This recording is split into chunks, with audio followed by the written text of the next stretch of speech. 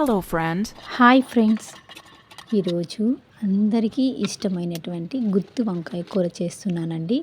నేను చెప్పే మసాలా ఒక్కొక్కటిగా మీరు స్కిప్ చేయకుండా చూసారంటే ఖచ్చితంగా చాలా టేస్టీగా వస్తుంది.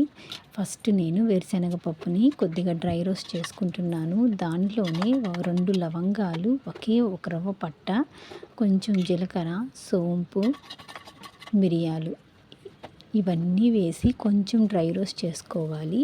ఇలా చేసుకున్న తర్వాత మనము దీంట్లోని నువ్వులు కూడా కొంచెం వేసుకోవాలి. ఎక్కువ వేస్తే మనకు టేస్ట్ మారిపోతుంది.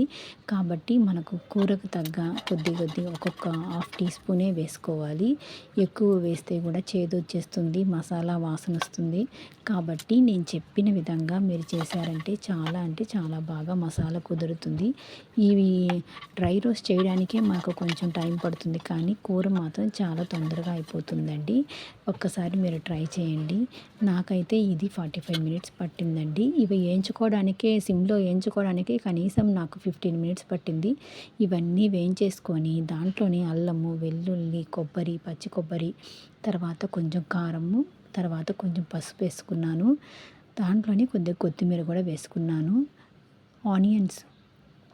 ఆనియన్స్ కూడా అండి పెద్దగా కట్ చేసుకొని, తర్వాత కొత్తిమీర కూడా వేసుకున్నాయి. ఒక పేస్ట్ లాగా తయారు చేసుకున్నానండి. ఈ పేస్ట్ తయారు చేసేదానికి మనకు కొంచెం టైం పడుతుంది. కాబట్టి మనం ముందుగానే కూడా రెడీ చేసుకొని ఫ్రిడ్జ్లో పెట్టుకోవచ్చు. ఈ విధంగా వంకాయలని మనము 4 భాగాలుగా చేసుకొని ఆయిల్ ఇలా ఫ్రై చేసుకోవాలి. ఇలా ఫ్రై చేసుకున్న తర్వాత కొంచెం గోల్డ్ అంటే మొత్తం ఉడకకూడదు, సగమే ఉడకాలండి. అలా ఫ్రై చేసుకున్న తర్వాత ఈ రకంగా ఉన్నప్పుడు మనం ఒక ప్లేట్లో పక్కన తీసి పెట్టుకోవాలి. ఇలా తీసి పెట్టుకున్న తర్వాత అదే ఆయిల్లో ఇంకా కొంచెం ఆయిల్ వేసి దాంట్లో పచ్చిమిరపకాయలు నా దగ్గర లేవండి, మీ దగ్గర ఉంటే 2 పచ్చిమిరపకాయలు, 2 ఎండుమిరపకాయలు వేసుకుంటే టేస్ట్ బాగుంటుంది. నేను ఎండుమిరపకాయలు వేసాను 2. తర్వాత జీలకర్ర వేసాను. మనము పేస్ట్ చేసుకున్నాం కదండి, దాన్ని కూడా ఈ ఆయిల్లోనే బాగా ఫ్రై చేయాలి. నాకు కొంచెం కారం తక్కువ అయిందని ఆయిల్లోనే కొంచెం కారం వేసాను. ఈ ఆయిల్లోనే బాగా ఫ్రై చేయాలండి.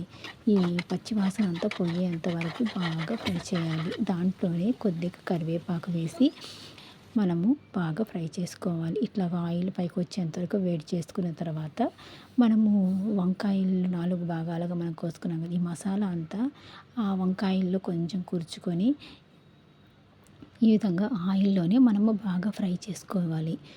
ఫ్రై చేసుకున్న తర్వాత దానికి కడిగిన మిక్సీలకి ఉన్న నీళ్ళు, కొంచెం చింతపండు కూడా మనము పెట్టుకోవచ్చండి. ఎందుకంటే చాలా బాగుంటుంది. గుత్తి వంకాయ మసాలా కర్రీ కదండి, చాలా బాగుంటుంది. ఒక్క వంకాయ పెట్టుకొని చాలా అన్నం తినచ్చు మనము, కానీ చాలా బాగుంటుంది. నేను మిక్సీలో ఉన్న కొంచెం అంత కడిగి ఆ నీళ్ళన్నీ నేను దీంట్లో వేసేసాను.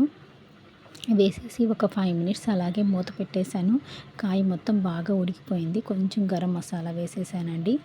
అంతే, చాలా టేస్టీగా నాకైతే కుదిరింది. ఆయిల్ కూడా పైకి తేలింది. కాబట్టి ఈ టైంలో మనం ఏం చేయాలంటే లాస్ట్ కొత్తిమీర వేసేసి గార్నిష్ చేసుకోవాలి.